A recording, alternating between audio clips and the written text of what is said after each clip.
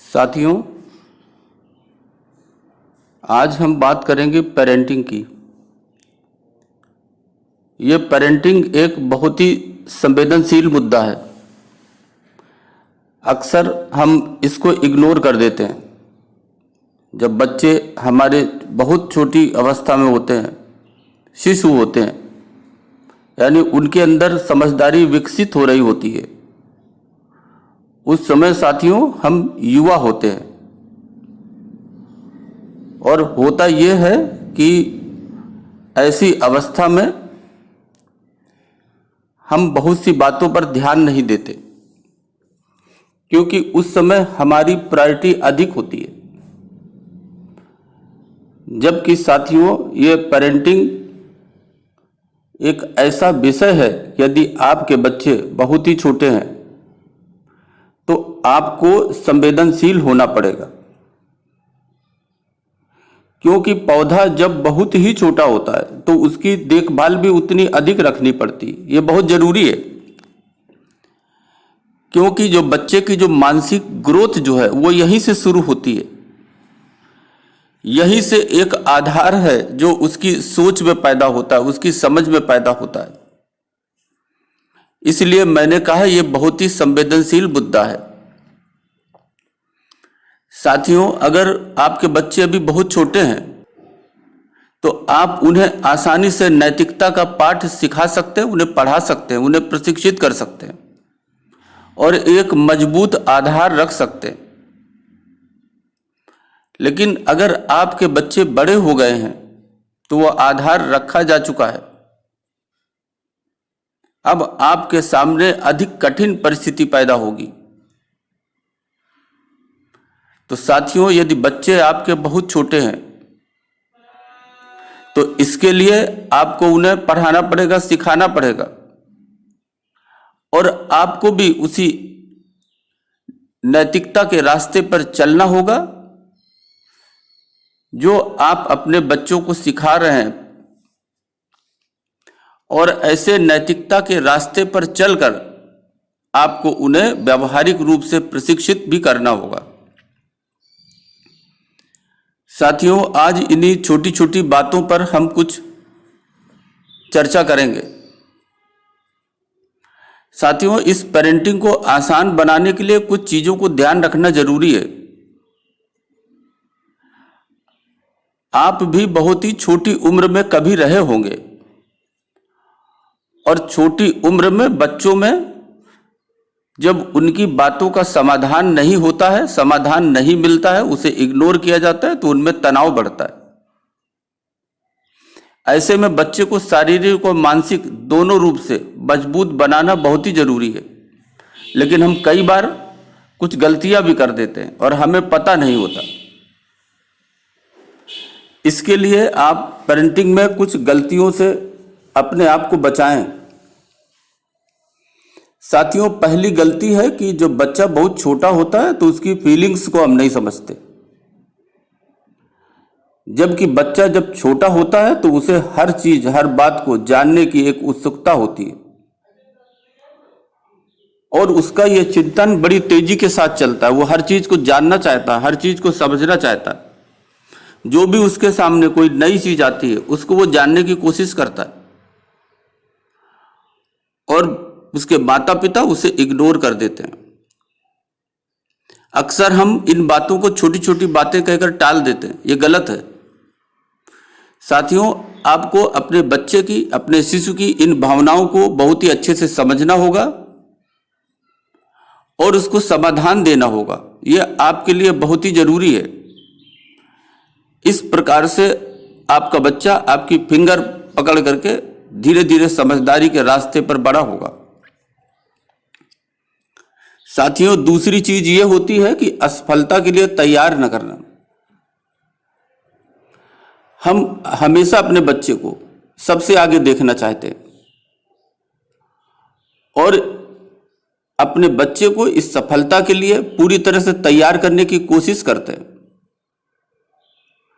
लेकिन साथियों, जीवन में सफलता और असफलता दोनों मिलती है। जरूरी नहीं है कि आपका बच्चा सदैव सफलता के रास्ते पर ही आगे बढ़ता रहे, उसे असफलता नहीं मिलेगी। उसे असफलता भी मिलेगी, लेकिन बच्चों को अच्छी तरह से ये बात समझानी चाहिए कि सफलता के साथ जो असफलता होती है वो ज़्यादा अच्छी है, क्योंकि वो एक नया सबक देकर जाती है। और ये असफलता जीवन का बहुत ही महत्वपूर्ण हिस्सा है, और इसको तरह तरह से व्यावहारिक भाषा में बच्चे के जहन में इस बात को डालना चाहिए कि सफलता और असफलता दोनों एक दूसरे के सहयोगी हैं और दोनों जीवन में आते हैं, और असफलता से निकलने की कला उसके व्यवहार में डालना होगा। क्योंकि आपने देखा होगा कि असफलता के मामले में अक्सर बच्चे जिद्दी हो जाते हैं और उनका अपने लक्ष्य के प्रति भटकाव हो जाता है। इसलिए इस बात की तैयारी आप उसके शिशु की अवस्था से ही करें। तीसरा है साथियों, हम हमेशा अपने बच्चे को पूरी तरह प्रोटेक्ट करते हैं, उसे सुरक्षित रखते हैं, उसे उस सुरक्षा घेरे से बाहर ही नहीं निकालते, उसके सारे काम खुद करते हैं। उसका परिणाम क्या होता है कि बच्चा अपनी प्रारंभिक अवस्था से डिपेंडेंट हो जाता है।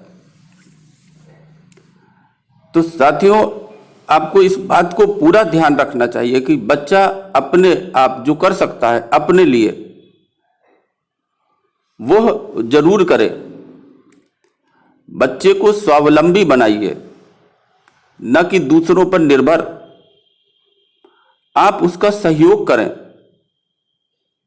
लेकिन जो कुछ वो कर सकता है आप हमेशा उसे प्रोत्साहित करें कि वो अपने कार्य अपने आप स्वयं करे, ताकि सुरक्षा घेरे से बाहर निकालकर उसे आत्मविश्वास दीजिए। इसके लिए उसे तैयार करिए। साथियों, आपने देखा होगा कि जो बड़े होते हैं वो खुद भी नैतिकता से बाहर नहीं निकल पाते, और अपनी हेल्दी हैबिट को, नैतिकता को पूरी तरह से बनाए रखना माता पिता के लिए मुश्किल होता जाता है। ऐसे में अगर आप खुद पर अमल नहीं करेंगे तो आप अपने बच्चों को नैतिकता का पाठ कभी नहीं समझा पाएंगे। इसलिए साथियों, आप अपने बच्चे को जिस तरह से देखना चाहते हैं, जिस तरह से उससे आशा करते हैं, आपको भी स्वयं उस रास्ते पर चलना होगा। तभी बच्चा आपसे कुछ सीख पाएगा, आपकी बातों को समझेगा और आपके तौर तरीके से प्रशिक्षित होगा। साथियों, कुछ और भी चैलेंजेस आते हैं जिन्हें आपको समझना बहुत जरूरी होगा। पेरेंटिंग खुद में बहुत बड़ी चुनौती है। अगर आप इसमें सफल हो जाते हैं तो आपको खुद को किसी विजेता से कम नहीं समझना चाहिए। साथियों, ये जिम्मेदारी खुशियों के साथ साथ कई चुनौतियों को भी लेकर आती है। पेरेंटिंग की सबसे बड़ी चुनौती है बच्चों को बेसिक देखभाल प्रदान करना, जैसे कपड़े, शिक्षा या आहार आदि। उनकी जरूरतों का ख्याल रखने के साथ साथ उन्हें अधिक से अधिक स्वावलंबी बनाने का प्रयास भी करना। और साथियों, इसका अर्थ यह है कि उन्हें बेसिक आवश्यकता ही उन्हें प्रदान की जाए, क्योंकि इस तरह से वो दूसरे बच्चों के साथ अपने आप को समायोजित कर पाएंगे। वरना उनके सामने एक घमंड जैसी स्थिति पैदा हो जाएगी। जिन बच्चों को बहुत ज्यादा खेल के सामान, लाड़ प्यार, इन तमाम तरीकों से रखा जाता है, वो सामान्य और गरीब बच्चों के साथ समायोजित नहीं हो पाते, और ये आगे चलकर ये सामाजिक दूरी जो है ये उन्हें भटकाती है। साथियों, बच्चों के दिमागी और भावनात्मक जरूरतों जैसे प्यार, सुरक्षा और खुशी का, इसका भी ध्यान रखना आपको जरूरी है। और साथियों, आप अपने बच्चों को भी ये सिखाएं और समझाएं कि जैसे आप उनका ध्यान रखते हैं, उनके प्यार का, उनकी सुरक्षा का, उनकी खुशी का, इसी प्रकार से बच्चे भी दूसरों को प्यार दें, दूसरों की सुरक्षा का ध्यान रखें और दूसरों की खुशी का भी ध्यान रखें। साथियों, बच्चों को सोशल बनाना अत्यंत आवश्यक है। इसके लिए शिक्षित करना भी एक चुनौती है, क्योंकि दूसरों के साथ सहयोग और बातचीत करना उनके समग्र विकास के लिए बहुत ही महत्वपूर्ण है। यह सब आप अपने घर से शुरुआत कर सकते हैं। उनको तरह तरह से, इस प्रकार से आप सहयोग की भावना उनके अंदर विकसित कर सकते हैं। साथियों, आपने देखा होगा कि बच्चों में लालच और भय, ये उनकी सबसे बड़ी कमजोरी होती है। छोटी छोटी बातों पर वो लालच करते हैं और जब प्राप्त नहीं होता तो रोते हैं, और विपरीत परिस्थितियों में उनके अंदर भय उत्पन्न हो जाता है। इसे दूर करने के लिए आपको स्वयं भी अपनी चालाकी, अपना लालच और अपना स्वार्थ आपको छोड़ना होगा और स्वयं भी इससे बाहर आकर उन्हें त्याग और सत्य के रास्ते पर चलाने का सतत प्रयास करना होगा। साथियों, दूसरों के प्रति करुणा और खुद पर विश्वास आप भी करें और बच्चों को ऐसा करने के लिए प्रेरित करें। साथियों, अक्सर लोग बच्चों को लेने की शिक्षा देते हैं, देने और बांटने की नहीं। इससे उनके अंदर लालच, लोभ और स्वार्थ पैदा होता है। अगर हम उदाहरण दें तो बर्थडे पर गिफ्ट लेना,